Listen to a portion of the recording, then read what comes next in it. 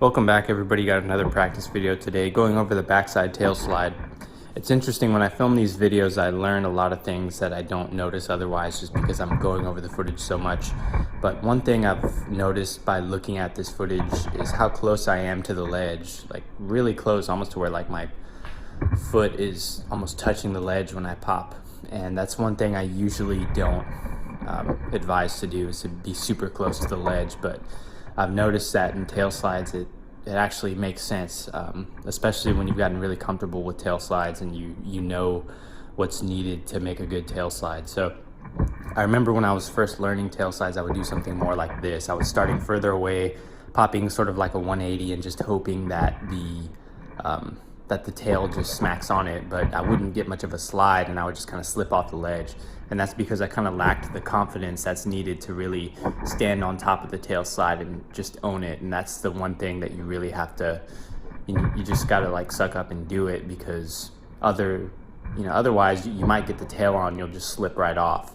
So it's hard to really gain that confidence for a tail slide, especially a backside tail slide, when you're going blindsided basically. But I don't really think of this trick as popping into it as a 180. I don't really think of it as I'm doing a 180. It's kind of in a class of its own, and I like to think that way because you need to make sure that you get as high as the ledge before fully turning into it.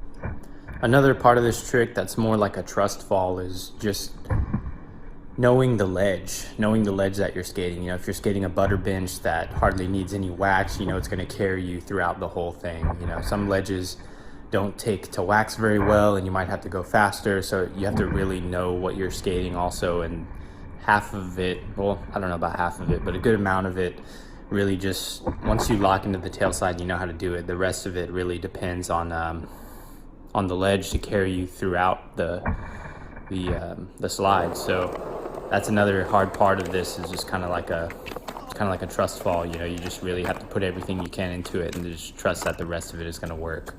As far as going to fakie or to regular, that really just depends on how you want your shoulders to go. I would honestly just have my, if I wanted to go back to regular, I wouldn't turn so much like I'm trying to complete a 180. I would just have my shoulders more open, or try to keep them more parallel to the ledge than I would if I were to go to fakie. I would recommend knowing how to backside 50, 5-0, possibly a backlip, getting really familiar and comfortable with backside and getting close to the ledge, and just building that confidence and knowing when to get that last minute turn and placement into it. And you can practice going standstill, you can go slow or whatever, but yeah, start low, slow, and short.